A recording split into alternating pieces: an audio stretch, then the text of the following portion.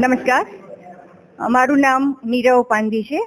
હું શ્રી કચ્છ કલ્યાણ સંઘ સંચાલિત ઇન્કરવાલા સરસ્વતી વિદ્યા મંદિર, જે પ્રસાદી ભવન ખાતે આવેલું છે, એમાં પ્રધાનાચાર્ય તરીકેનું દાયિત્વ નિભાવું છું. આજે અમારી શાળામાં અમે ગણેશોત્સવનું આયોજન કર્યું છે. આ આયોજન માટેનો ખાસ ઉદ્દેશ તો એ છે કે બાળકો જે છે, અમારી શાળામાં અમે શિક્ષણ સાથે સંસ્કાર આપીએ છીએ. તો ખાસ ઉદ્દેશ એ છે કે આપણા જે પરંપરા છે, આપણા ઉત્સવની જે પરંપરા છે, આપણો જે વારસો છે, એનાથી નાનકડા બાળકો છે અત્યારથી જ અવગત થાય, પરિચિત થાય, એ હેતુથી અમે આવા નાનકડા બધા ઉત્સવનું આયોજન છે એ વિદ્યાલયમાં કરીએ છીએ. અને પરંપરાગત રીતે કે આરતી કઈ રીતે ઉતારવાની, તિલક કઈ રીતે કરવાનો, હવન કરીએ છીએ તો એમાં કઈ આંગળીથી આપણે દ્રવ્ય છે એનું આહુતિ આપવાની, આ બધા જ નાની નાની બાબતો છે એને નાનકડા બાળકોને પરિચિત કરાવીએ છીએ.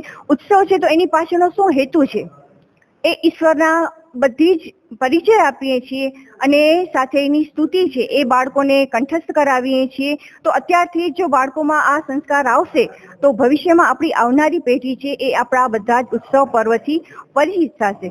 સાથે આ ઉત્સવ પાછળનું જે વૈજ્ઞાનિક કારણ છે એની પણ અમે બાળકોને પરિચિત કરાવીએ છીએ. દરેક ઉત્સવ પાછળ કોઈક ને કોઈક એવું વૈજ્ઞાનિક કારણ રહેલું જ છે.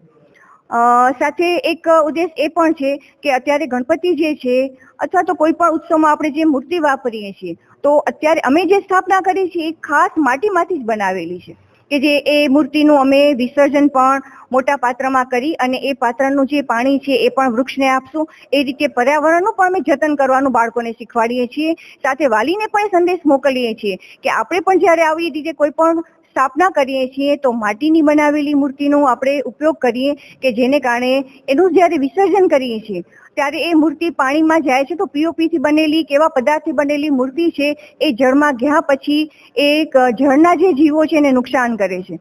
અને સાથે એ મૂર્તિની જે અવદશા થાય છે એ જોઈ અને આપણી ધાર્મિક લાગણી પણ દુભાતી હોય છે. તો આ બધા જે મેસેજ છે એ બધા અમે વાલીઓ સુધી પહોંચાડીએ છીએ. બાળકોમાં પણ અત્યારે અમે એ જ રીતના સંસ્કાર પડે એ રીતનું આયોજન અમે આ રીતે કર્યું છે.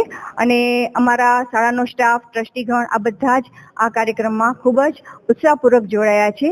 સાથે સમાજને બધા જ આજુબાજુના જે વિસ્તાર છે અમારો સંસ્કારનગર, એમાં પણ અમે બધા જ વાલીઓને જોડી અને આ કાર્ય છે એમાં બધાને સહભાગી થવા માટે આમંત્રણ આપ્યું છે અને એ રીતે અમે સમાજનો પણ સાથ લીધો છે.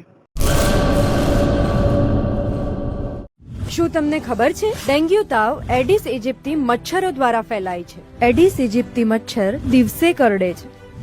આ મચ્છર ઘરમાં જમા થયેલ પાણીમાં ઉત્પન્ન થાય છે. આ મચ્છર ઉત્પન્ન ના થાય એના માટે શું કરવું જોઈએ? દર રવિવારે માત્ર 10 મિનિટ ફાળવીએ અને મચ્છરોને ઉત્પન્ન થતા અટકાવીએ. આપણા ઘરની અંદર તેમજ આસપાસના 10 મીટરના વિસ્તારમાં રહેલા ઉપયોગમાં લેવાતા પાણીના પાત્રોને હવાચુસ્ત ઢાંકણથી બંધ કરીએ. જેની જરૂર ના હોય એવા બિનઉપયોગી સંગ્રહ કરેલા પાણીનો નિકાલ કરીએ. એટલું જ નહીં, આ બાબતની માહિતી આપણે આપણા આસપાસના 10 લોકોને આપી આપણા શેરી અને મહોલ્લાને મચ્છરજન્ય રોગચાળાથી બચાવીએ. આપણા પરિવાર માટે 10 મિનિટ ફાળવીએ. મચ્છરોની ઉત્પત્તિ અટકાવી મચ્છરજન્ય રોગોથી બચીએ.